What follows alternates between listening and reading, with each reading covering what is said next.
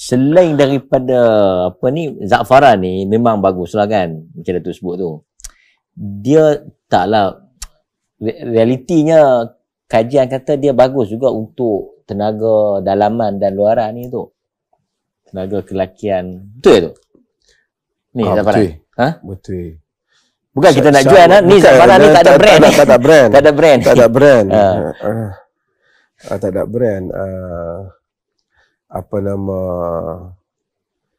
dia bagus. Banyak kajian kata bagus, dan siapa yang mencuba za'faran dia akan tahu bagus. Dan kadang-kadang isu ni dia tak dibincangkan, tapi bagi kita ni apa, memenuhi zahir batin isteri ni memang mendapat pahala lah kan. Jadi kalau kita cari ubat-ubat yang boleh memberi kebahagiaan kepada keluarga ni, okey lah tu. Bagus minum banyak-banyak ni zaman-zaman apa. Dan takut terlebih apa kata nanti dia jadi tersongsam lah tu. Dah. Dah. Kena minum lah. Supaya Supaya kita mungkin dia minum lurus. Dia tak bismillah. Tapi kita tengok fenomena sekarang ni, tak tahu lah tu satu yang menakutkan. Sebab kita tak, bukanlah kita tak merujuk mana-mana isu, tapi macam Datuk kata kan, kalau anak kita lelaki balik cerita kata dia cinta wanita tu satu benda yang normal. Ya. Kan? Kita tak boleh nak bunuh perasaan fitrah kesukaan itu kan. Macam tadi aku tak melihat apa cinta itu melainkan menikah kan, kahwin. Maksudnya fitrah lah. Tapi sekarang ni kita nampak macam tak tahu lah tu wah kan. Kena ni kena tanya doktor tau. Kan. Tak tengok dalam tu. Betul. Dia kata bubuh kemian tu tak bidah. Ni pun masalah kadang-kadang telan ubat tak bancok ni, tapi dia ada aliran-aliran yang telannya. Dia orang dah move ke banyak benda, dia pun tak faham benda-benda dasar yang seperti tu. Kita bubuh sikit supaya dia merasa. Dan ini yang Datuk kata ni. Kalau dia tak cakap, kita pun tak tahu dia cerdik ke bodoh. Tapi bila dia cakap, kita tahu dia mengaji daripada aliran yang tak cukup untuk menjadikan dia cerdik. Tapi itu kata apa, di sini yang berasap, di sana yang terbakar. Dia yang buka, dia terjauh kan. Kita yang bakar, dia yang panas. Dia yang panas. Tapi dia perli tu. Kok mana pun. Tapi takkanlah sebenar tu kan.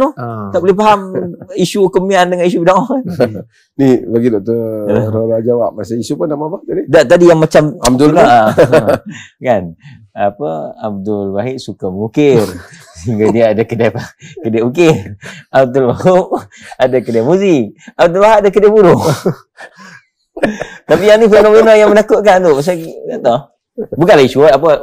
Pasal kita tengok realiti masyarakat ni banyak. Macam yang terkini ni, yang macam ni berkaitan dengan, kalau kita boleh panggil agamawan jugalah kan. Yang kalau kita baca surat khabar, cium perempuan ni kita taklah rasa tu. Tapi kalau cium lelaki ni macam mana? Tuan-tuan yang mulia.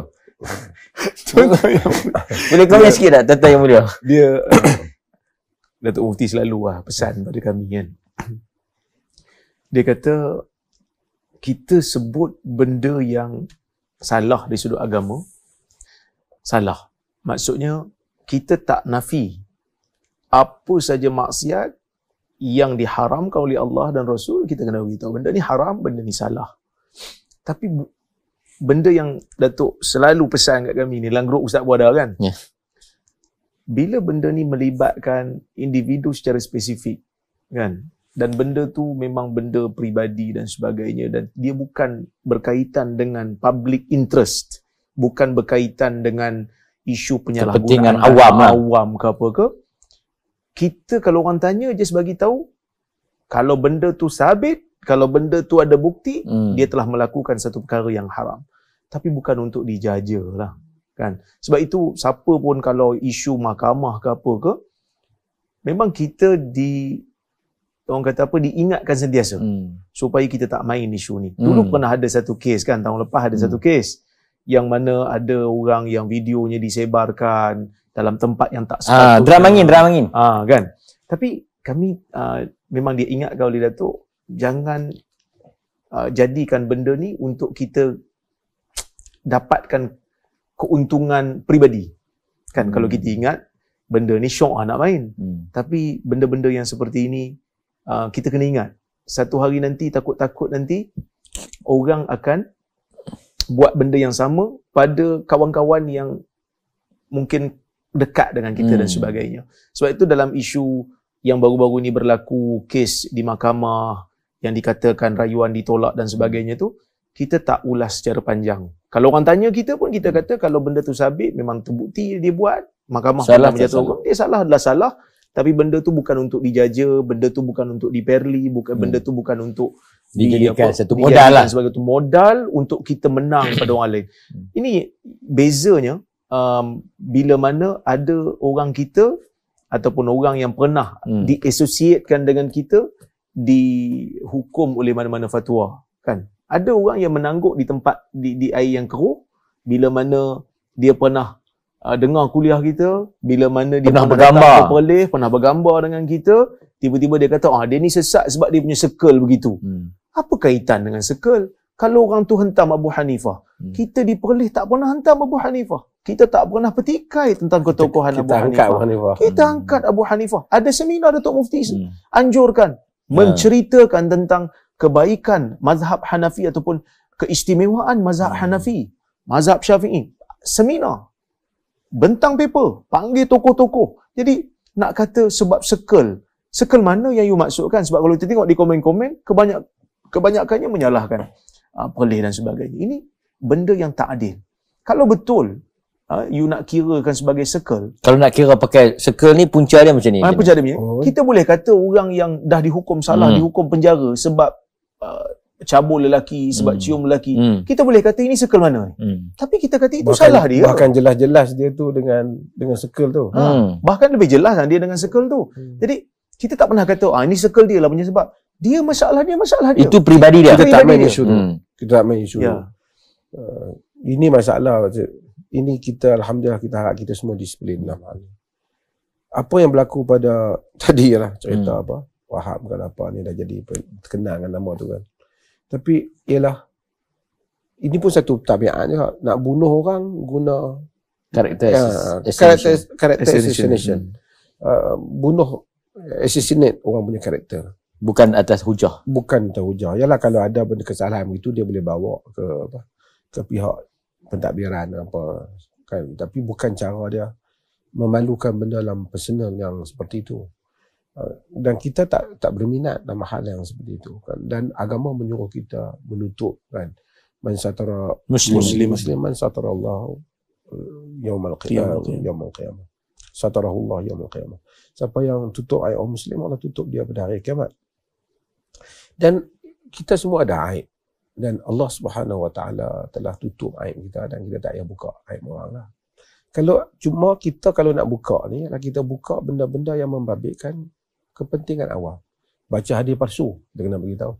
Kesesatan yang menyebabkan itu kebalik awam, curi harta benda awam, bahaya, scammer, duk kutip duit, kita kena bagi tahu. Itu ada kepentingan. Adapun dosa peribadi antara seorang dengan Allah Taala, kita harap dia uruskan dia dengan Allah Jalla wa Ala. Ini kadang-kadang orang kita pelik. Ada orang mengajak salah, baca hadis palsu apa.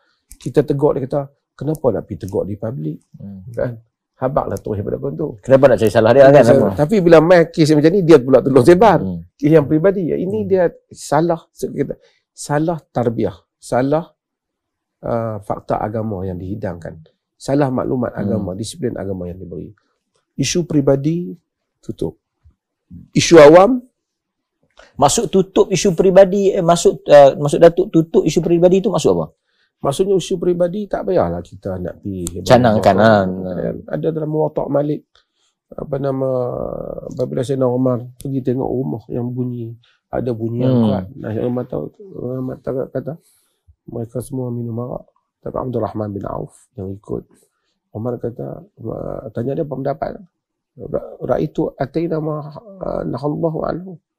Aku mendapat kita telah mendatangi apa yang Allah larang. Apa dia? Allah larang, wala tajassasu. Jangan kamu duk mengintip. Kau nak mengintip keaiban orang. Kalau nak intip noh, duk curi apa benda orang. Itu tak apa. Itu untuk menjaga keselamatan awam. Tak kira kata macam tu boleh tak ada sesat. Boleh sesat. Sesat kes yang bahaya. Tapi personal punya, salah lah. Tersembunyi pula. Salah, benda tu salah. Tetapi bukan untuk dijadikan bahan yang dihidangkan dalam masyarakat. Yeah. Berapa banyak isu Palestin terpadam kerana kes pribadi antara dua individu ni. Orang dah tak cakap pasal Palestin. Palestin duk cari pasal isu tu. Itu pun satu hal. Cumanya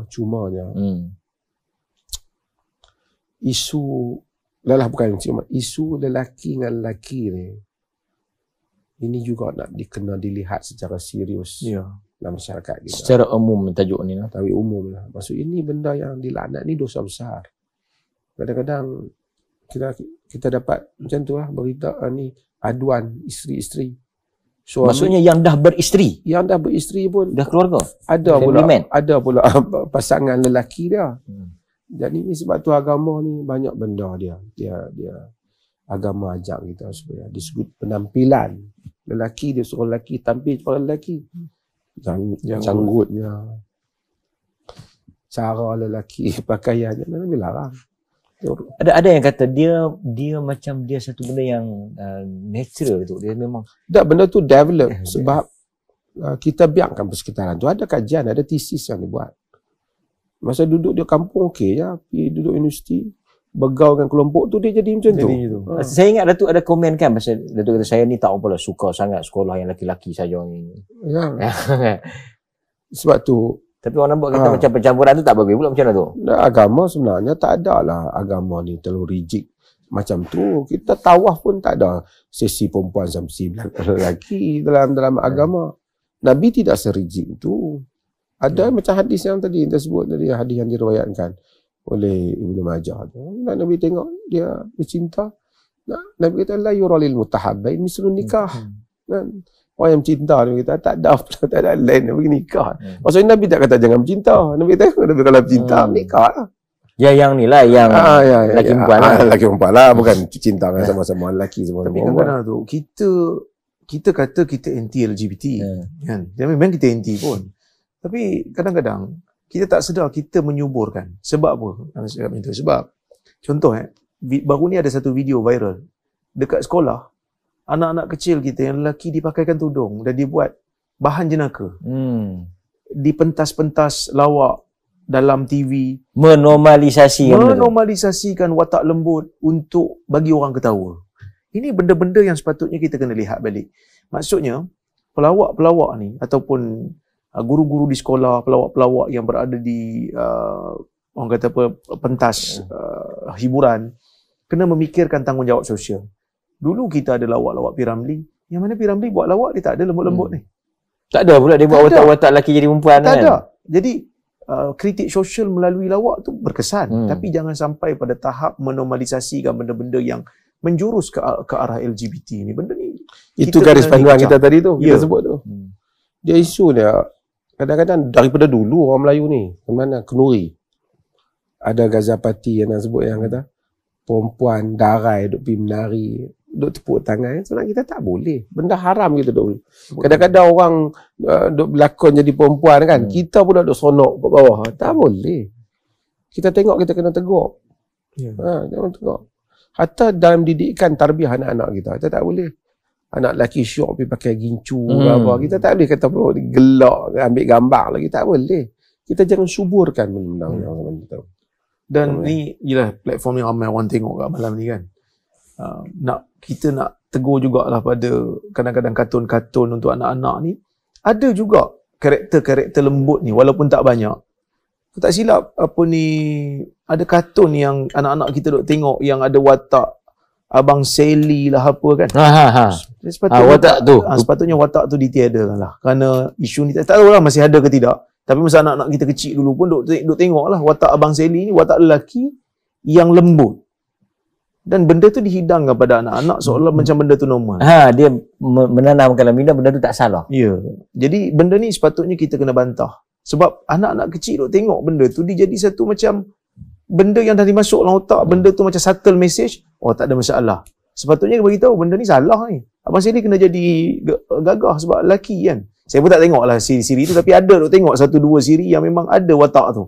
Sebab tu kita kata, kita tak sedar, seolah-olah kita menyuburkan, tapi kita kata kita benci pada mulut, tapi pada tindakan kita, kita menyuburkan secara tidak sedar benda tu. Betul. Banyak. Kadang-kadang tu kita tengok apa pelakon-pelakon kita nak buat lawak je, hak lelaki pergi try jadi macam perempuan. Lepas tu pakat gelak ramai-ramai kat bawah tu. Sebenarnya orang yang gelak di bawah tu, di atas itu dia la'ana Rasulullah al-mutasyabbihin minar rijal bin nisa. Rasulullah laknat tau. Orang lelaki yang menyerupai perempuan, Rasulullah laknat. Orang perempuan menyerupai lelaki. Ini orang Rasulullah laknat, orang tu kita duduk seronok tepuk ke bawah. Padahal orang yang dilaknat, amalan perbuatan yang dilaknat oleh Rasulullah sallallahu alaihi wasallam. Bahaya. Sebab tu kita melahirkan masyarakat. Sebab tu kita melahirkan masyarakat yang tak serius dengan hal-hal yang seperti ini. Okey tu. Mungkin panduan sikitlah pada masyarakat. Katalah kita dapat video-video macam ni kan. Sebab sebahagian orang dia kata yang ni untuk dia nak memperjuangkan mangsa.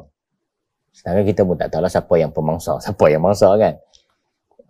Kita macam ni dia kata dia terpaksa nak expose benda ni, dia terpaksa nak bongkar ke benda ni pasal dia nak perjuangkan.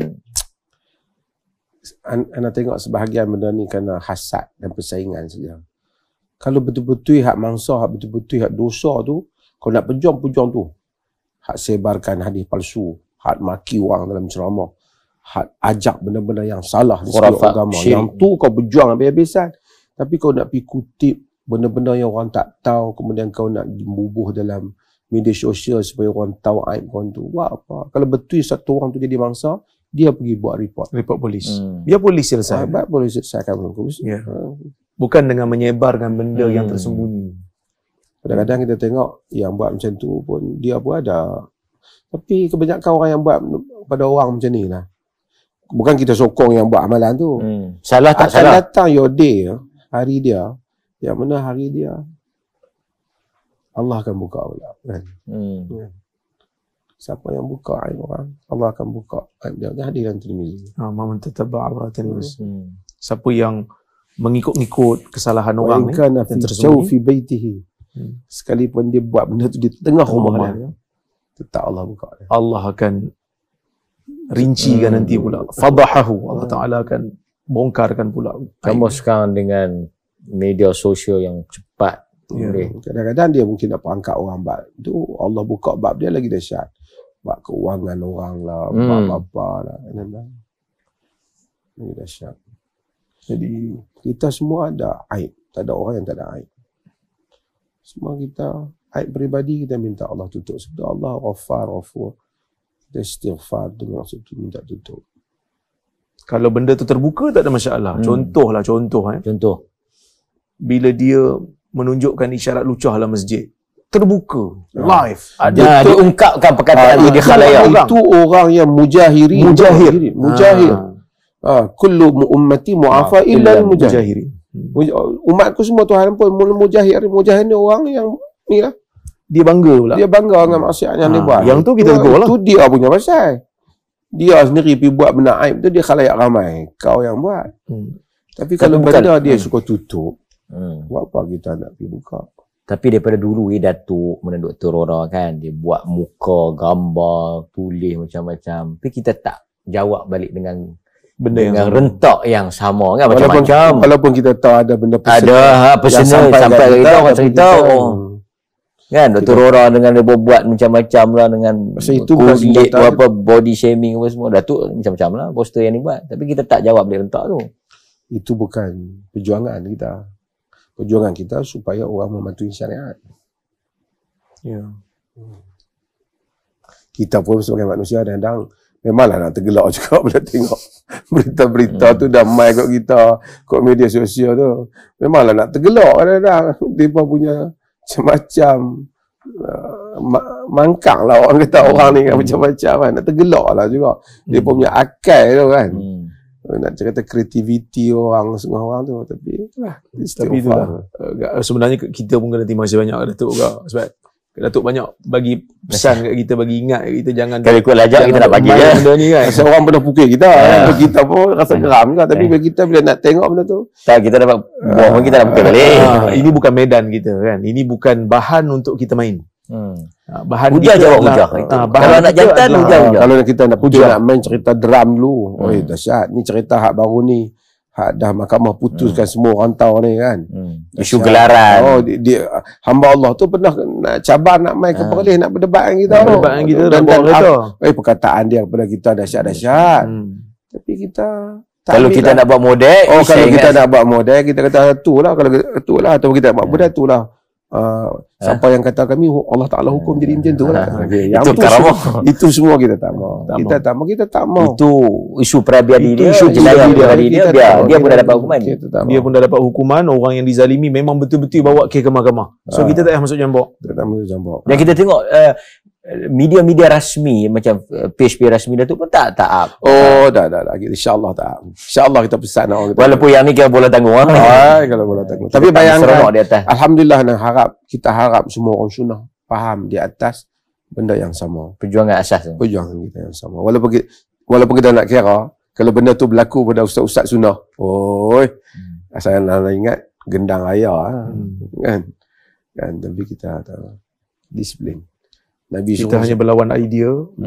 Kalau ada yang terbuka, yang dia open sendiri, dia sendiri contohlah, tiba-tiba dia pergi buat call live, dia buka pada semua orang, lepas tu dia bersembang dengan benda-benda yang lucah, dan kita tegur sebab dia sendiri open kesalahan dia.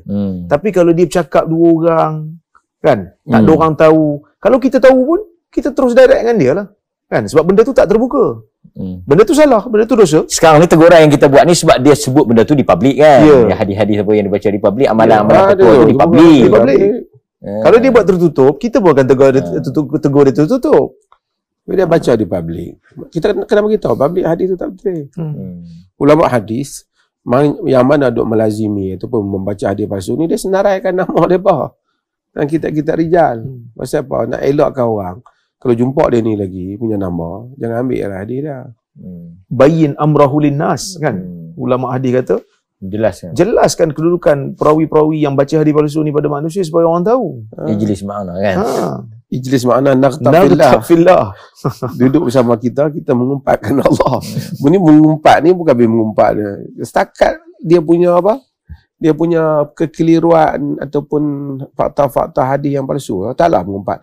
Tu dia, datuk dia lagi teruk. Perangai tu dia tak habis sampai tu. Bini dia lagi teruk. Tak ada lah. Dia tak. Yang tu. Tapi kalau nak cari ada je lah kan. Objektif lah. Yang tu sajalah.